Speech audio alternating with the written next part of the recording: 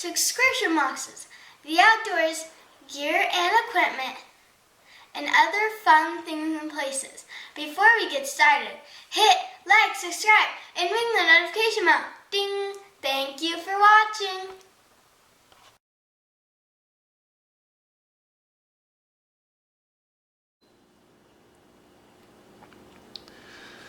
Well, thank you for that amazing introduction, Miraculous Girl, and thank you everyone for joining us again here on Exploring It All. So, by popular request, specifically from Woodsman for Life, he said, hey, you haven't done any Swiss Army knife reviews in a while. And, I mean, I've done a couple, but I plan to be doing a few more here coming up.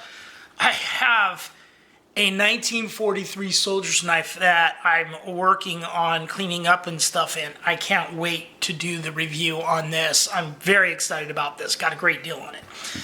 Anyway, we're doing the Fisherman. I might even call this series Let's Go Fishing or something like that.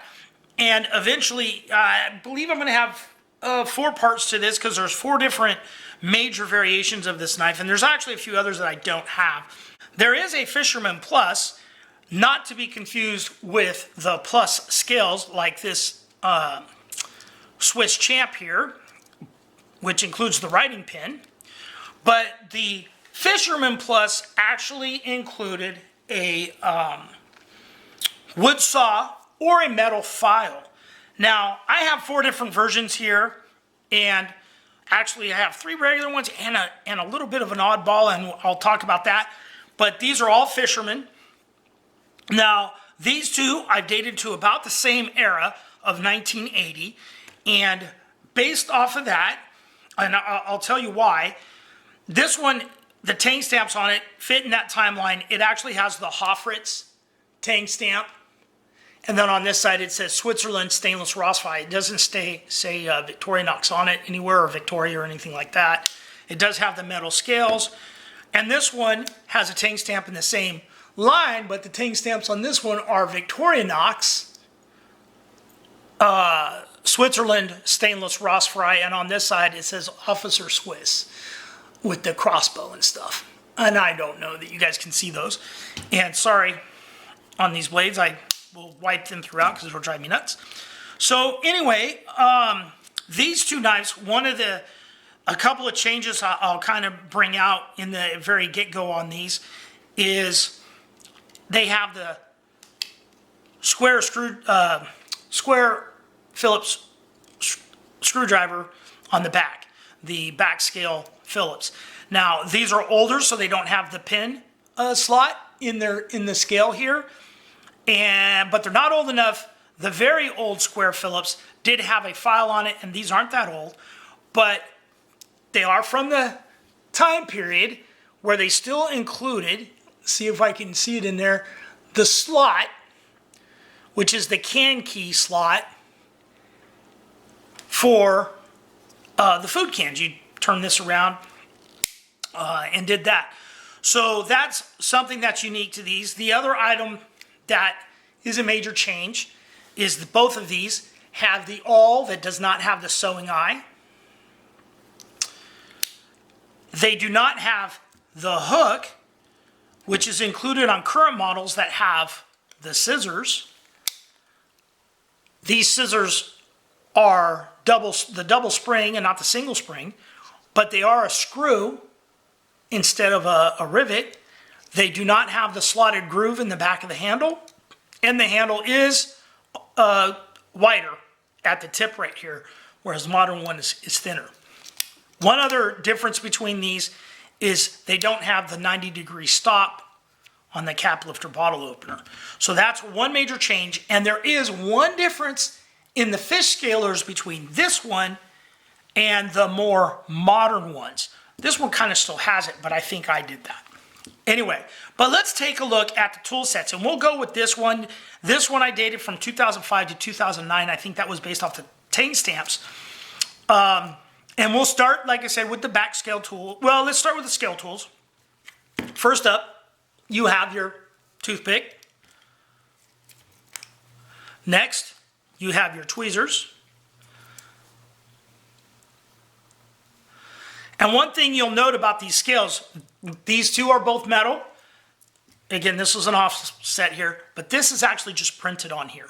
It is not a metal. You can feel it with your nails and stuff. This is printed on here. Anyway, in there, you have the pin, and there's a great hack with the pin involving the fisherman in using this and bending it and making it into a fishing hook. And I've seen somebody do that. And who knows, we may even try that hack. I am going to show one hack at the end of this video that's pretty cool. So stay tuned until the very end. Then next we have, like I mentioned, the pin, but you have the rounded Phillips screwdriver. There's no slot in here for the can key or anything like that. And I believe it's a number 1 or 2 Phillips in there. Next up, you have your awl, and the awl does have the sewing eye in it.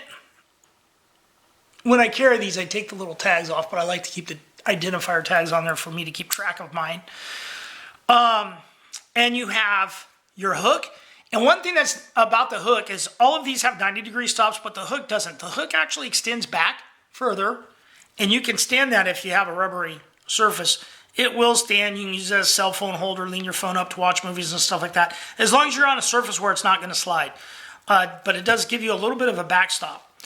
One thing that is also different with these, between these two, we'll compare. The location of the key ring changes, and also the key ring is now part of the scale tools, whereas on the older ones, it was part of the liner. It was a thin liner, and now it's a thick one. Some people think that'll work as a window breaker, but I've seen videos where they weren't successful in trying to break windows with that. Okay, so next up for our main tool sets, you have your can opener. I love the can opener. I use my can opener. I have a Ranger grip I use in my kitchen. I actually sold my electric because I enjoy using my Swiss Army knife can opener. You have the micro-tipped finer screwdriver tip, and I used mine quite a bit here for the holidays, unscrewing those little screws that go in all the Christmas ornaments and different battery-powered things that you need to pull the screw out. Next, we have the cap lifter, bottle opener with your standard slotted screwdriver and your wire bender. And it is a wire stripper, but it doesn't have the cut in here, as none of these do. And this also has the 90-degree stop, which the current knives with this have.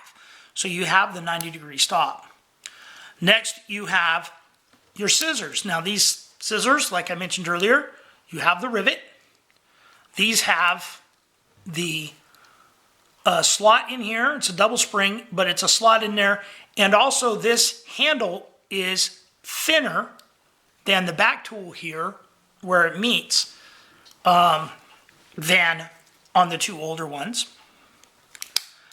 Then for our blades, we have the small blade, and these were all kind of a mini spear point blade. Some people call it a spear point, some people call it a drop point, but this is the small blade. Of course, if you get back past about 1970, they have a clip point blade on the small blade. And then you have your large blade.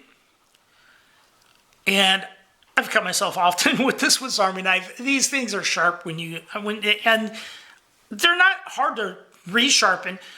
They are stainless steel, but they do a tempering process, and they're 58 to 60 Rockwell hardness, according to the Victorinox website. And then, of course, our main tool, main showcase in this particular model is the fish scaler.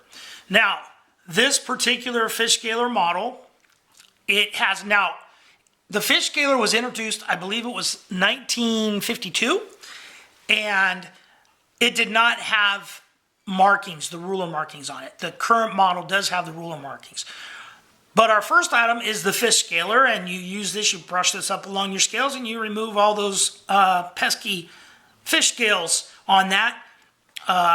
So that's kind of the first thing. Now this is rounded. You're probably not going to be able to strike a ferro rod with this or anything like that.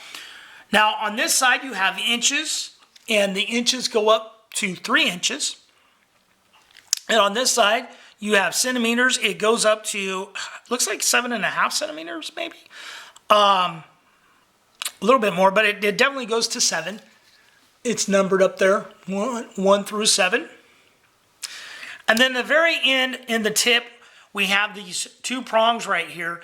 And that's used to be a hook degorger. Now, on our older ones, and this one is actually past that time, so I know I did it myself on this particular one.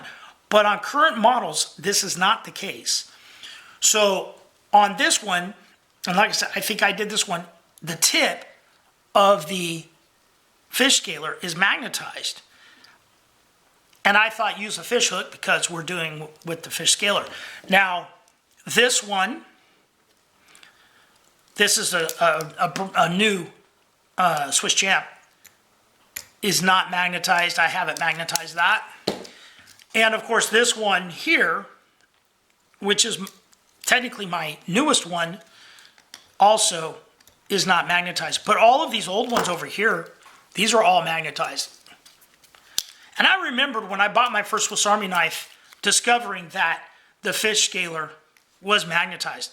And I want to say at one time, I think the Phillips might have been too. But anyway, so I think the Phillips, the inline Phillips maybe. But anyway, so they're magnetized. Now, this one here that's not magnetized, my one that I say is my newest one, the reason I say it's kind of a weird animal is there's a few things I noticed about this one. It has metal scales. Now, I dated it based off the tang stamp and everything. This knife is a 2011 to 2020. And I could have got it on eBay in one of my deals or something. But the scales are older because this scale does not have, and I think after about 93, all scales had the hole for the pin, and this one does not have it. And these scales are in great shape. And then the other thing is these scales have the metal shields on it up here. These are metal inlays, and this knife should have the printed ones like these. So this knife is definitely the scales have been replaced on it. And one other thing that has also been done is the tip on this has been broke because you can see the difference there. This tip has been broke and reprofiled. The tip, someone broke the tip off and reprofiled that. And they did a great job. Anyway, I probably got this in a bulk set off of eBay or something. So that explains someone refurbed that. And they did a nice job. There's I like the scales and stuff. Now, I did promise I was going to show a hack, and I'll be doing different hacks in different videos. So what we're going to do, I recently got this UCO lantern. I'm going to zoom out a little bit. Well, that's in. I'm going to zoom out. Move these a little bit out of the way. Move my fish hook out of the way. And so now I could probably do this without doing this, but there are ones that don't. You drop your little glass down. You need to light this. Get your match. Get your fish scaler. And there's a couple different ways you can do this. You can wedge this in here like this.